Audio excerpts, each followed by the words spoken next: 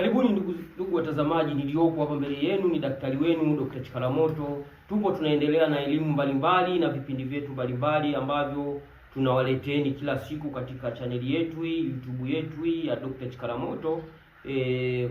Nashukuruni kwa kuendelea kufuatilia na kuendelea kuelimishana kwa kile tunachokuwa tunaelekezana. Kwa hiyo muendelee kufuatilia vipindi mbalimbali. Siku ya leo tunaendelea na elimu yetu ya nyota.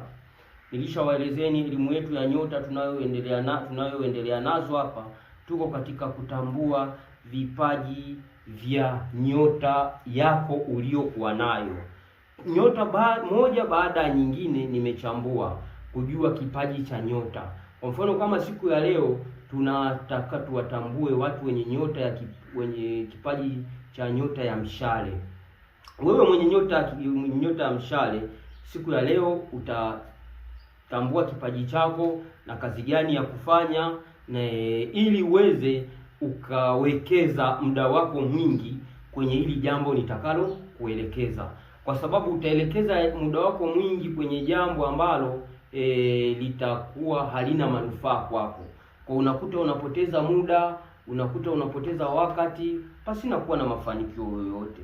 Lakini hili ukifuata lile ninalokuelekeza, angalau hata kwa asilimia chache utaona mafanikio yake, kwa sababu mara nyingi tunakuwa ni watu wenye kupuuzia kwa lile tunalokuwa tunafundishana. Lakini haya yana faida sana kwako, na haya yanaelimisha sana, na haya ni tiba sana kwako, kwa sababu watu tusiishi ili mradi tunaishi, tuishi kutokana na miongozo iliyopo.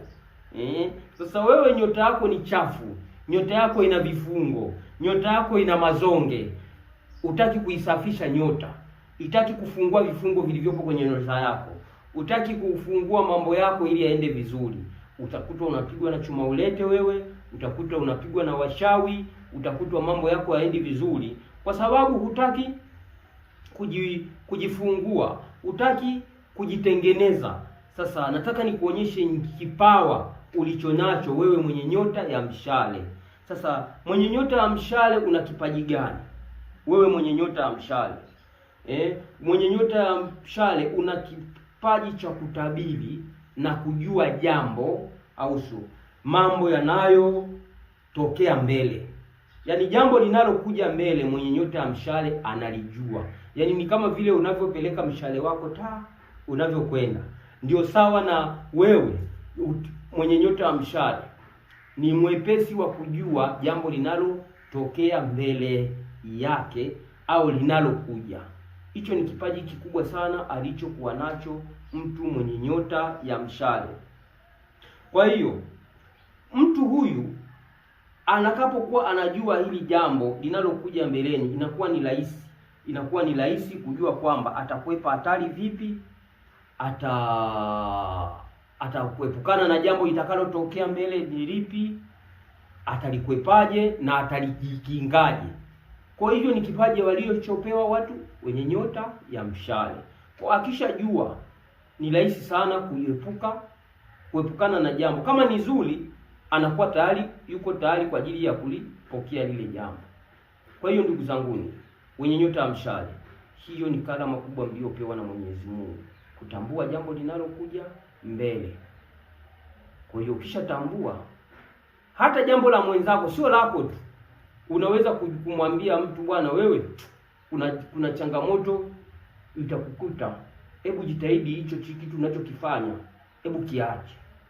Utamsaidia kwa sababu unakuwa umeletewa maono ya mtu mwingine kupitia wewe. Kutokana na nini? Wewe ndio mwenye kipawa hicho ulichokuwa nacho. Kwa hiyo ni rahisi kuweza kumpa elimu au kumshauri.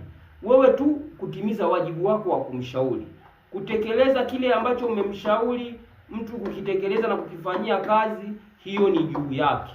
Lakini wewe unakuwa umeshatekeleza ile jambo ulilokuwa umemwelekeza. Kwa ndugu zangu wenye nyota ya mshale,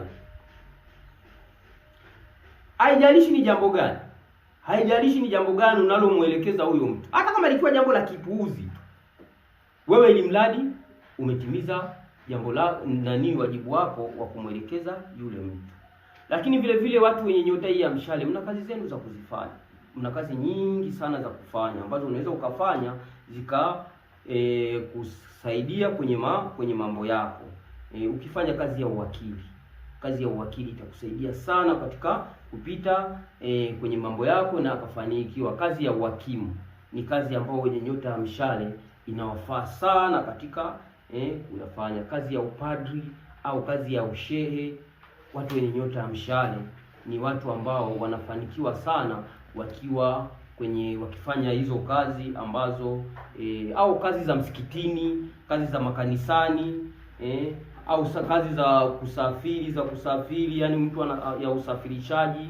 Ni kazi za watu ambao kama vile mshale unavyosafiri, naye mafanikio anaweza kuwa akafanikiwa kwenye mambo yake. Kwa hiyo ukifanya kazi hizo za mtu mwenye nyota ya mshale ni rahisi sana kuweza kufanikiwa. Kwa hiyo ndugu zangu wenye nyota ya mshale, naombeni mfanye kazi hizo, naombeni mfanye hayo mambo, mtafanikiwa kwa urahisi sana katika hayo mambo yenu, na kile mtakachokuwa mnakifanya kitakuwa kinaenda vizuri sana. Kwa siku ya leo naombeni tuishie hapo. Naombeni haya ninayoyaeleza mkayafanyie kazi, na endeleeni kusubscribe channel yetu ili kila unalolifanya liende likafanikiwe na likawe lenye kukusaidia wewe pamoja na familia yako. Asanteni kwa kunisikiliza na karibuni sana.